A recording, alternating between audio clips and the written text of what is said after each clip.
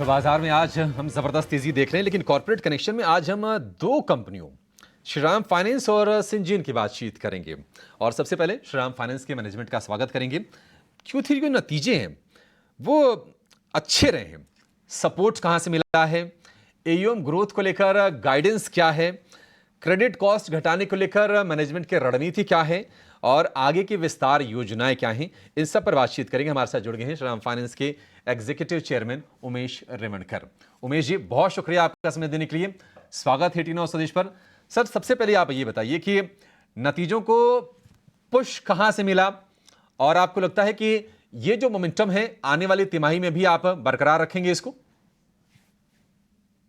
या देखिए, अभी credit demand semi urban and rural area से हमको ज्यादा मिला और स्पेशली रूरल मार्केट में इस बार टू व्हीलर का तो बहुत ज्यादा डिमांड था एंड इसके लिए हमारा टू व्हीलर का ग्रोथ बहुत अच्छा रहा।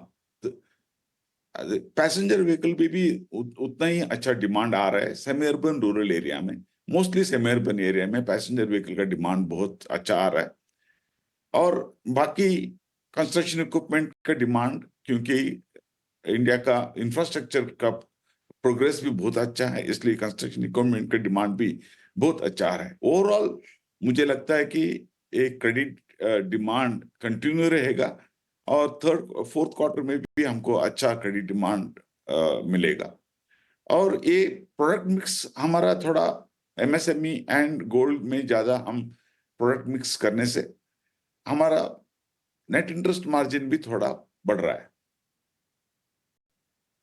उमेश जी, एक बहुत ही इंटरेस्टिंग चीज हम देख रहे हैं, आपके जो नंबर्स आपने जो रिपोर्ट किए हैं वो ही एयूएम ग्रोथ का लगातार तीसरी तिमाही है जब आपने 20% की ग्रोथ आपने दर्ज की है, जो कि आपकी गाइडेंस से 15% का आपने मीडियम टर्म का गाइडेंस दिया था, उसको आप लगातार बीट भी कर रहे हैं। ये बताइए कि क्या आपको लगता है कि ये जो ग्रोथ का जो मोमेंटम बना हुआ है इसको आप बरकरार रखेंगे और FY25 के लिए अगला जो वित्त वर्ष होगा उसके लिए आप क्या आउटलुक शेयर करना चाहेंगे? हमें लगता है कि ये 20% ग्रोथ ये साल में हमको अच्छा मिला, क्योंकि बहुत अर्बन रूरल मार्केट में एक अच्छा तरह से क्रेडिट डिमांड मिला। अगले साल में हमारा गाइडेंस 15% का है। अभी हम गाइडेंस 15% में रखेंगे, क्योंकि फर्स्ट क्वार्टर में इलेक्शन है, वो टाइम पर हो सकता है कि इकोनॉमिक एक एक्टिविटी थोड़ा डाइवर्शन आ जाएगा, तो इसके लिए हम थोड़ा एक कंजर्वेटिव रहेंगे इन द फर्स्ट क्वार्टर। लेकिन ओवरऑल हमारा एक एक्सपेक्टेशन है कि we will beat the guidance. 15% हम गाइडेंस दिया है, वो गाइडेंस को बीट करने के लिए कोशिश करेंगे।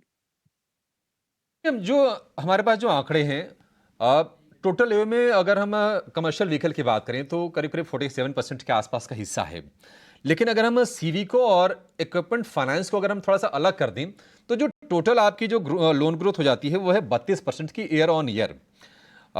आप ये बताइए कि सेगमेंट वाइज आप क्या उम्मीद करके चल रहे हैं और कुछ ऐसे पॉकेट्स भी आपको लग रहे हैं जहां ग्रोथ थोड़ी सी सुस्त पड़ सकती है मौजूदा लेवल से? नहीं, ये फास्ट ग्रोइंग सेगमेंट इसलिए ग्रो हो रहा है कि हमने एक मर्जर का सिनर्जी को वहां मैक्सिमम यूटिलाइज किया है। So cross selling a multi product in in the same location, ये प्रोडक्ट ये करने से हमको वो ग्रोथ का एक अपॉर्चुनिटी मिल रहा है। वो ग्रोथ हम अभी कर रहे हैं, specially MSME, gold and two wheeler में एंड पैसेंजर व्हीकल में।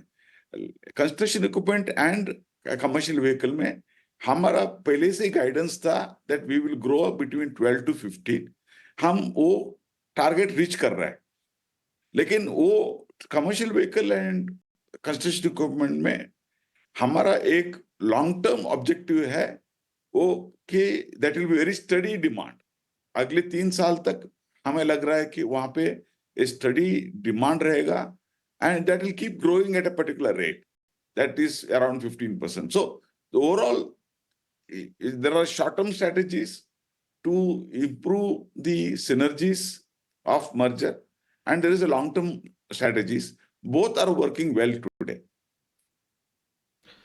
और उमेश जी, अगर हम आपके श्रीराम हाउसिंग फाइनेंस की बात करें तो ऐसी खबरें चल रही थी कि आप उसमें स्टेक ऑफलोड करने की बातचीत आपकी चल रही है उसमें कि वॉरबर्ग पिंकस का नाम आ रहा था, वेन कैपिटल का नाम आ रहा था। जरा आप बताएंगे कि ये हकीकत क्या है, सच्चाई क्या है, और क्या आप पूरी तरह से एग्जिट लेना चाहते हैं उसे या फिर पार्टली स्टेक सेल करेंगे, और वैल्यूएशंस क्या आप सीख कर रहे हैं?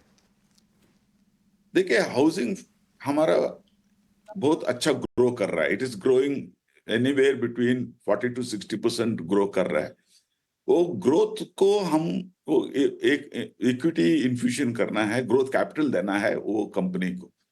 वो ग्रोथ ऑप्शन देने के लिए हम मल्टीपल ऑप्शन देख रहे हैं, और वो क्या होगा इसका अभी अंदाज हम कर रहे हैं, डिस्कशन हो रहा है। सो ऐसे नहीं कि हम कोई एक एक डिसीजन फाइनल किया और उसके उससे हम आगे जाएंगे। सो मल्टीपल ऑप्शन रहेगा।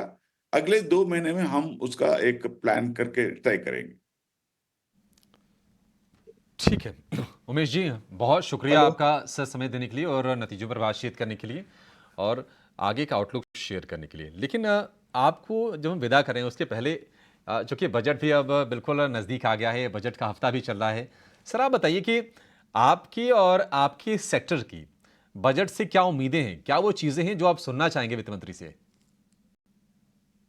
हमारा एक्सपेक्टेशन है कि गवर्नमेंट का फोकस इंफ्रास्ट्रक्चर में रहना चाहिए, और गतिशक्ति योजना में ज्यादा बजट एलोकेशन होना चाहिए, क्योंकि ये लॉजिस्टिक्स इंप्रूवमेंट होने से हमारा एक मेक इन इंडिया का एक एजेंडा क्या है वो भी सक्सेस हो जाएगा।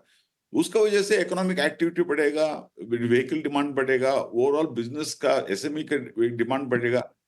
मुझे लगता है कि फोकस तो द एसएमई एंड इंफ्रास्ट्रक्चर होना चाहिए। गति शक्ति योजना को थोड़ी सी सरकार और गति दे दी, ये डिमांड है, ताकि चीज़ों को स्पीड अप किया जा सके। उमेश जी, बहुत शुक्रिया आपका समय देने के लिए और आज नतीजों के साथ साथ बजट पर अपने एक्सपेक्टेशन भी शेयर करने के लिए और कंपनी का आगे का आउटलुक भी हमसे साझा करने के लिए। हमारे आज के खास मेहमान वेंचुरा सिक्योरिटीज़ के विनीत बोलिंचकर हमारे साथ जुड़ गए हैं। विनीत जी, बहुत शुक्रिया आपका सर समय देने के लिए। स्वागत है टीनो स्वदेश पर। श्रीराम फाइनेंस के मैनेजमेंट से बातचीत कर रहे थे और आज हम देख रहे हैं कि बजट से पहले जो फाइनेंशियल जो स्टॉक्स हैं वहां पर भी ठीक ठाक रौनक है। फाइन एनबीएफसीज हो या फिर हाउसिंग फाइनेंस हो, आप खास तौर से जरा श्रीराम फाइनेंस के बारे में गाइड कीजिए सर कि ये कंपनी आपको कैसी लग रही है और यहाँ से आप किस तरह की ग्रोथ की उम्मीदें करके चल रहे हैं। Definitely it's a very very good stock to own. इसमें हम क्या एक्सपीरियंस कर रहे हैं कि जो सीवी डिमांड है स्पेशली फॉर यूज व्हीकल्स वो काफी अच्छी तरह से बढ़ रहा है, क्योंकि क्या आपके जो 15 साल वाली पुरानी व्हीकल्स है ना, वो तो आपको स्क्रैप होने वाली है। तो इसका सेकेंड व्हीलर का डिमांड और न्यू व्हीकल्स का डिमांड काफी स्पर होने वाला है।